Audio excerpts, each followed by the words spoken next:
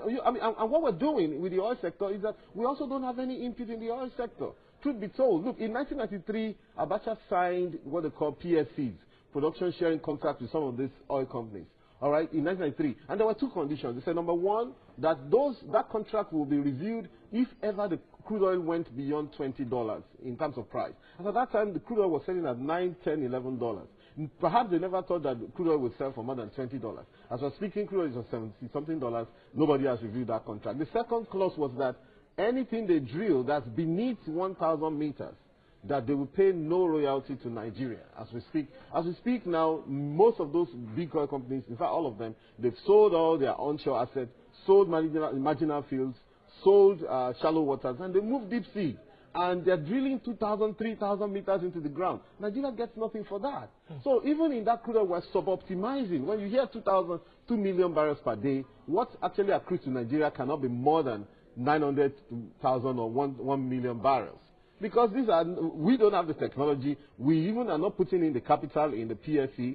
We thought we were smart, but those guys are smarter than us. In fact, so we're getting almost less to nothing, even in the crude oil. That's why we're in this trouble. So a lot of what we're doing now is to borrow to look good. We borrow to look good, create a facade that, okay, everything is fine, create some illusion of there's this argument that we've not gotten to the threshold that we can still borrow compared to other countries. It's actually buncombe, actually, I'm sorry to say. That argument is actually buncombe, and it's still being used. It's one of what we call zombie economics, you know. And zombies are supposed to be dead and buried. But in Nigeria, you see the zombie economics moving all over the streets of Nigeria, in the corridors of power. Every time they want to call an economist, they call someone that's going to come and tell them the usual nonsense they want to hear. So the point is that no country, you don't pay your debts back with your GDP. What is GDP? GDP is the total value of goods and services produced in a country in a given year. Your work, your salary is part of the GDP. If China shows up today or any other country shows up today and say, Nigeria, pay me my debt, are they going to come to you and say, Tolu, give us part of your salary, we want to pay? No, you pay your GDP from your revenue. And we're saying that, Nigeria's GDP to revenue is about 67%.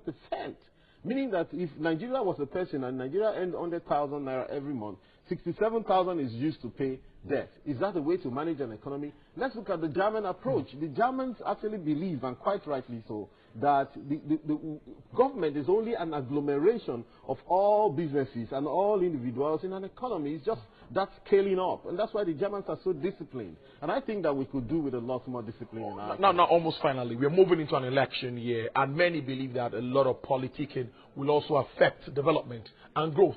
What do you think? Yes, because a lot of politics are on ground. So let me say that, listen, when you look at Nigeria's budget, there's very little in it for Nigerian people. It is supposed to be true that politics is meant to deflect the attention of government from policies, But in fact, it may actually be the opposite in Nigeria. Well, right now is when you're hearing that they are collecting some money and then they are giving trader money and all of that stuff because they want to win votes. Perhaps that's the only thing Nigerians are going to get from them, but it's also calibrated to confuse them into voting for some particular people. You know what I mean? Before then, nobody cared.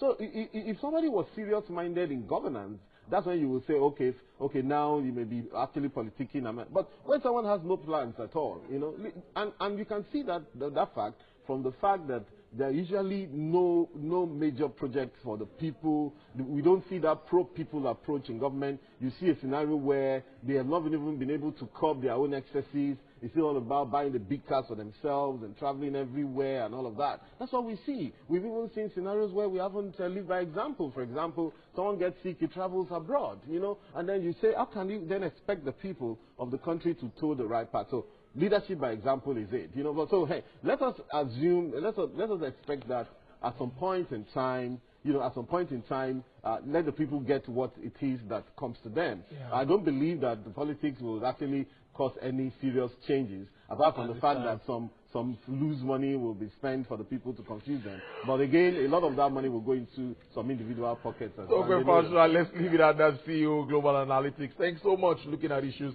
concerning the economy and also as we move towards an election year, what we should expect. Well, thank you again, presidential aspirant ANRP. Take care of yourself. Thank you for joining.